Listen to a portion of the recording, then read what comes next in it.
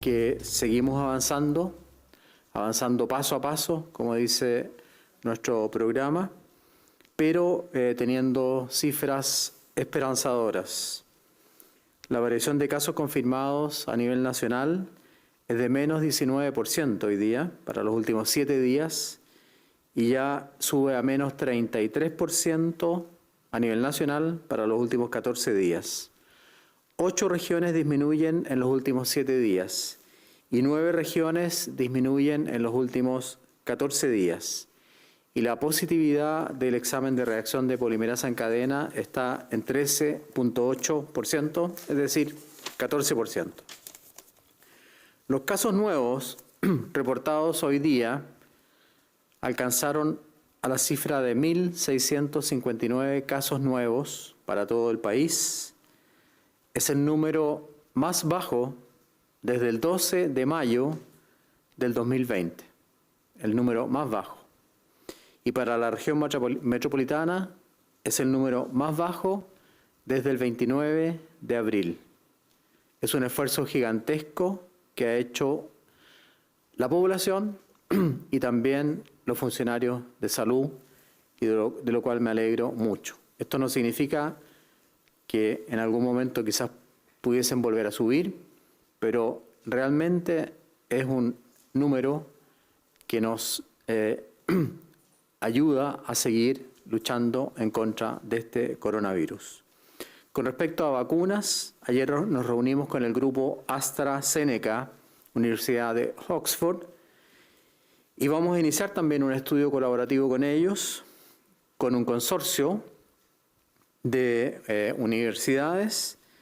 Además, la revista Lancet ayer mismo publicó un resultado muy promisorio con respecto a esta vacuna que está produciendo esta empresa en conjunto con la Universidad de Oxford. Además de eso, quiero asociarme a una solicitud aparecida en el diario El Mercurio este día domingo, firmada por Adriana Valdés, Jorge Brown, Juan Pablo Beca, Matías Rips, Rosario Navarro, Verónica Rojas y Verónica Undurraga, que solicita que hoy día, 21 de junio, recordemos a la primera víctima que falleció en Chile, una mujer, la primera víctima por coronavirus, hecho que ocurrió el 21 de marzo. Pedimos para ella, y obviamente acompañando también a su familia, un minuto de silencio para hoy día 21 de julio a las 21 horas. Esto lo he conversado con los firmantes de la carta, principalmente con el doctor Juan Pablo Beca, y está de acuerdo. Y nosotros acogemos este llamado de un minuto de silencio, encendiendo luces de los celulares o velas con precaución a las 21 horas para recordar a la primera víctima del coronavirus en Chile. Además de eso, pasamos en este momento al informe de datos del día a cargo del subsecretario Arturo Zúñiga.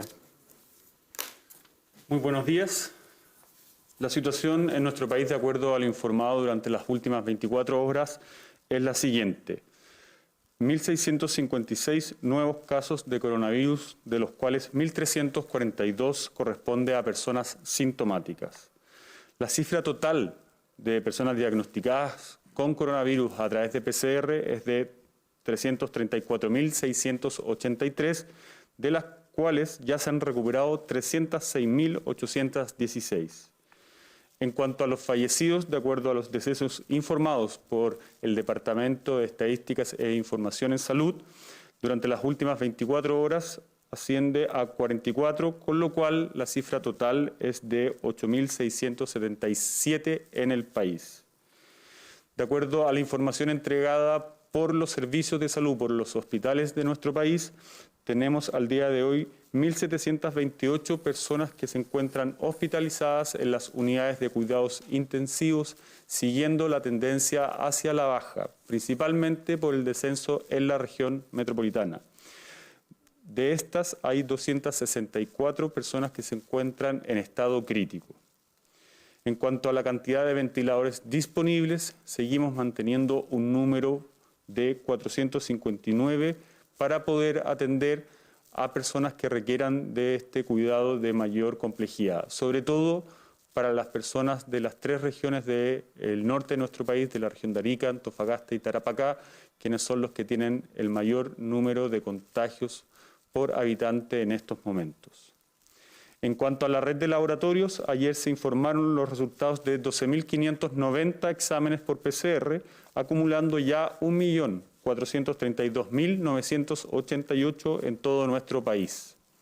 Finalmente, las residencias sanitarias ya suman 159 recintos con 10.787 cupos para poder realizar una cuarentena de forma efectiva para las personas que tienen problemas de hacinamiento o para quienes viven en situaciones con familiares, con personas que son adultos mayores o que presentan enfermedades crónicas. Finalmente, reiterar el número al cual deben llamar para poder acceder a una residencia, que es el 800-726-666. Eso es todo, ministro, en cuanto al reporte del día de hoy. Muchas gracias, subsecretario. Pasamos a las preguntas del día. Primera pregunta, por favor. Ministro, subsecretario, muchos hablan del plan paso a paso, hay comentarios positivos, pero hay temor en los alcaldes por la implementación de este plan. Esto porque no hay recursos ya asignados. ¿Qué pasa con la fiscalización? Porque, según han dicho los alcaldes, con la Ceremis y la fiscalización de los municipios no alcanza para que la fiscalización de este plan sea efectivo. Y lo segundo es consultar por una entrevista que tuvo usted en la Radio Duna. Se le preguntó qué pasa con los permisos para compras en la etapa de transición, permisos para compras, qué pasa con las horas médicas durante los días de la semana. ¿Se va a requerir permisos o durante estos días ya va a ser libre el tránsito en caso de una etapa de transición? Muchas gracias. Con respecto a la trazabilidad a nivel comunal y nacional, y con respecto a los recursos que nosotros hemos entregado, el gobierno ha entregado casi 7.000 millones de pesos en recursos y hoy día el presidente de la República va a hacer un nuevo anuncio para entregar más recursos. Algunos de aquellos van a ser de libre disponibilidad para que los municipios puedan utilizarlos en trazabilidad. Con respecto a la fiscalización, obviamente que no es fácil fiscalizar a todos los habitantes del país. Contamos con 70.000 fiscalizadores. Además, Salud, en base a una resolución aprobada por la Contraloría, autorizó al trabajo de los funcionarios fiscalizadores municipales para que actúen también como fiscalizadores en salud. En la práctica es imposible controlar a toda la población. Por lo tanto, aquí lo más importante es la responsabilidad social, la responsabilidad comunitaria y seguir con las recomendaciones de la autoridad sanitaria. En la segunda etapa o etapa de transición no es necesario, obviamente, solicitar ese permiso. Así que con eso aclaro la duda que quedó manifiesta en la entrevista de la mañana. Muchas gracias. Ministro, sobre el tema de fiscalización, ¿los funcionarios municipales tienen las competencias necesarias para fiscalizar las medidas de salud? Los funcionarios municipales que han recibido esta autorización, como ya dije, aprobada por Contraloría, tienen las características para poder fiscalizar en lo referente a la control sanitario o el cumplimiento de las normas sanitarias, ya que han recibido entrenamiento en ese sentido. Y esa es una responsabilidad de la autoridad de salud municipal. Ustedes saben que cada municipio tiene un encargado de salud y educación que han trabajado arduamente y obviamente ellos tienen esa labor de educar a sus fiscalizadores para que cumplan con las labores de fiscalización en relación a la pandemia. Ministro, buenos días. Usted decía que hoy día se conoce la cifra más baja de nuevos casos en la región metropolitana desde abril, y usted temprano también en una entrevista señaló que en la región metropolitana hoy día se cumplen todos los parámetros para pasar a esta etapa de transición. Ustedes ayer mismo decían que esta transición iba a tener que ser implementada por zonas, por agrupación de comunas. Hoy día, ¿qué agrupaciones de esas comunas están cumpliendo parámetros para poder pasar a esta transición, y cuándo podríamos ver también que se implemente también este cambio en las cuarentenas? Nosotros quisiéramos, obviamente, que a medida que pasa el tiempo y cumpliendo este programa paso a paso y observando las cifras que muestran una mejoría constante, una leve mejoría, hemos dicho nosotros, pudiéramos liberar de la cuarentena a las comunas o regiones que están en cuarentena. Porque entendemos que es una medida dolorosa, que es una medida que cuesta ser implementada y cuesta ser controlada, como ustedes mismas han preguntado, pero esa decisión se toma en base a una serie de parámetros y mañana o los domingos comunicaremos, como siempre, esa información. En este momento no tengo información ni razones para poder comunicar esa información. Sin lugar a dudas, que para nosotros sería lo ideal que pudiéramos sacar a muchas comunas de la cuarentena en forma homogénea, que fue lo que dije yo, pero por el momento no se ha tomado esa resolución. Eso se toma en una mesa mucho más amplia, donde está presente el presidente, donde está presente este ministro, los subsecretarios, otros ministros, expertos en estadísticas, expertos en salud pública, y comunicaremos esa decisión en la oportunidad en que corresponde. Ministro, pero más allá de la decisión, usted dijo, hoy día se cumplen los parámetros en la región metropolitana. Esos 7 parámetros para cambiar de cuarentena, ¿en qué zonas se están cumpliendo? Lo que pasa es que si nosotros tomamos en conjunto la región metropolitana, y eso lo hacemos con varios parámetros, no podemos decir que homogéneamente todas las comunas cumplen esos parámetros. Como yo le dije, nosotros preferiríamos, obviamente, que haya un cumplimiento más homogéneo de todas las comunas. Usted sabe, evidentemente, a qué me refiero. Hay comunas que cumplen con más facilidad y otras con menos facilidad. Por lo tanto, quisiera esperar que hubiese una homogeneización de las comunas para poder avanzar en esas medidas. Muy buenos días, ministro. En algunos países ya se calcula el daño colateral generado por la pandemia. Por ejemplo, un estudio británico estimó que miles de personas con distintas patologías podrían perder la vida a causa de retrasos en consultas médicas y por posponer cirugías en Inglaterra. De hecho, varias organizaciones y expertos dicen que esto puede ser una bomba de tiempo a largo plazo. Sobre este punto, ¿cuál es la situación en Chile? ¿Hay porcentajes de cuántas personas han dejado de ir a consultas médicas o han pospuesto cirugías, tal vez por miedo a salir y contagiarse de coronavirus? ¿Y qué se está haciendo para que no se abandonen tratamientos médicos? Gracias. Muchas gracias por la pregunta. La contestará el subsecretario de Redes Asistenciales, señor Arturo Zúñiga. Bueno, nosotros cuando preparamos nuestro plan de coronavirus nos reunimos con los alcaldes. Estamos hablando de las semanas del verano, de enero y febrero. Y precisamente uno de los programas que implementamos para poder reducir esto que efectivamente iba a ocurrir, que es que personas no se puedan atender debido a que los hospitales se reconvirtieron para atender el coronavirus, es el programa de atención domiciliaria. Este es un programa que está normalmente en cada uno de los municipios del país, en cada uno de los consultorios de los CEFAM. ¿Y de qué se trata? De que personal de salud, al no poder recibir a un paciente en el establecimiento, sale a la calle, sale al barrio a atender a las personas. Y a propósito de esto, del coronavirus, nosotros reforzamos aún más este programa. ¿Para qué? Para que más equipos que normalmente atienden dentro de los consultorios fueran a los domicilios de los pacientes. ¿De qué tipo de pacientes? De los pacientes más riesgosos, es decir, de quienes normalmente están descompensados a propósito de su enfermedad de diabetes o hipertensión, también visitar a los pacientes que requieren periódicamente un medicamento para que no se tengan que acercar a los establecimientos de salud, y en ese sentido hemos logrado reducir la no atención, por llamarlo de alguna forma. Y también los hospitales de nuestro país siguen realizando cirugías selectivas de alto impacto. ¿A qué cirugías hemos llamado las de alto impacto?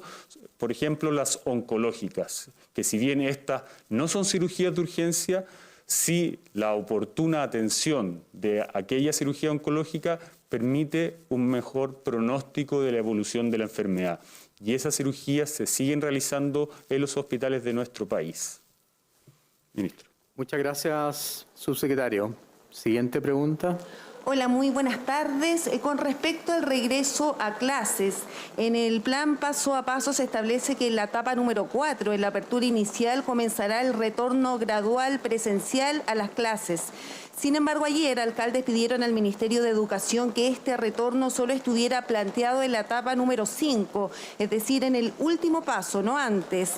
Como autoridad sanitaria, ¿cómo toman esta recomendación? Esto también considerando que, por ejemplo, el alcalde de Santiago y ahora el alcalde de Colina ya descartaron volver a clases presenciales durante todo este año a pesar del plan paso a paso. Y lo otro, ministro, usted señaló en una entrevista en el día de hoy que podrían haber permiso para adultos mayores en cuarentena. ¿Cuándo se podría anunciar esto? ¿Se trataría de algunas horas de permiso? Y si finalmente esto podría ser contraproducente, considerando que son personas consideradas de alto riesgo. Usted está muy bien informada con respecto a la última pregunta. Eso lo vamos a anunciar a la brevedad. Yo considero que hay que escuchar la opinión también de los adultos mayores. No creo que sea contraproducente que un adulto mayor pueda hacer un mínimo ejercicio, pueda salir a caminar unos pocos minutos. ¿Por qué? Porque hemos detectado justamente que los adultos mayores que están sin movimiento están perdiendo masa muscular, están sufriendo afectación en su aspecto psicológico, están perdiendo calcio en los huesos, por lo tanto estamos considerando esa medida que creo sinceramente que será bien recibida por los adultos mayores. Es una medida voluntaria, obviamente, no obligatoria, y manteniendo los conceptos de aislamiento o distanciamiento social, uso de mascarilla y acompañamiento. Eso lo anunciaremos a la brevedad. Con respecto al retorno a clases, usted sabe que las escuelas que han retornado a clase ha sido a petición de los alcaldes. Así como hay alcaldes que solicitan la vuelta a clases y lo respetamos y los apoyamos, también respeto y apoyo a aquellos alcaldes que no quieren que sus estudiantes vuelvan a clases. En el caso de que haya la posibilidad de volver a clases, eso tiene que ser evaluado por el Ministerio de Educación, no por el Ministerio de Salud individualmente, pero el Ministerio de Educación, y lo hemos conversado muchas veces con el Ministro de Educación, solicita al Ministerio de Salud que fije los protocolos de vuelta a clases para mantener, digamos, las razones o las medidas sanitarias. Así que es una medida conjunta, pero si los alcaldes no quieren que sus estudiantes vuelvan a clases, eso obviamente que será respetado, por lo menos por la autoridad sanitaria, pero le corresponde al Ministerio de Educación tomar esa decisión en conjunto con los alcaldes. Ministro, y con respecto al otro tema, ¿también se contemplan permisos a niños? Lo estamos estudiando, estamos estudiando también esa posibilidad. Está muy bien informado usted, pero no tenemos fecha para hacer ese anuncio. Muchas gracias. Buenas tardes, ministro subsecretario. Ayer la Seremi de Salud del Maule confirmó la muerte de una mujer mientras daba a luz. Esto en el hospital de Linares. Ella habría ingresado por sospecha de COVID-19. Su marido también se encontraría contagiado. ¿Si tienen antecedentes de este fallecimiento? Lamentamos muchísimo este fallecimiento. Desgraciadamente, el fallecimiento de una madre en Chile, de una mamá que acaba de dar a luz a un niño, es un hecho muy lamentable, y es un hecho poco frecuente afortunadamente. Sin embargo, esta persona falleció de un tromboembolismo pulmonar masivo en el puerperio y además tenía una neumonía grave con PCR positiva para coronavirus. Su familia también, sabemos que estaba con el diagnóstico de coronavirus positivo. Lamentamos muchísimo este fallecimiento. Yo sé, porque tuvimos contacto directo con la autoridad, que se hicieron todos los esfuerzos posibles para lograr salvarle la vida a esta mamá, pero desgraciadamente no fue posible volverla a la vida y falleció, como dice usted, en lo que nosotros llamamos el periodo de puerperio, es decir, después de dar a luz a su hijito. Ministro, esto abre la alerta sobre el caso, cómo afecta el COVID-19 a las mujeres en este periodo de embarazo, ¿o es un caso aislado como también puede ser la posibilidad en este caso? En muchos países se ha alertado de esta situación y es por eso mismo que nosotros hemos insistido en el control del embarazo, que evidentemente, y está relacionado con la pregunta del diario El Libero, que evidentemente, desgraciadamente, a nivel mundial, no solamente a nivel de Chile, hay una disminución en los controles de embarazo, en los controles de niños sanos, en la colocación de la vacuna, controles de hipertensión. Por eso hemos llamado reiteradamente a que la población acuda a los controles correspondientes para evitar justamente complicaciones mayores. Reitero mi profundo dolor y sentimiento de acompañamiento a esta familia que ha perdido a su mamá y a ese niño, además, que ha quedado huérfano debido a esta grave enfermedad que sufrió esta paciente. Muchas gracias y buenas tardes.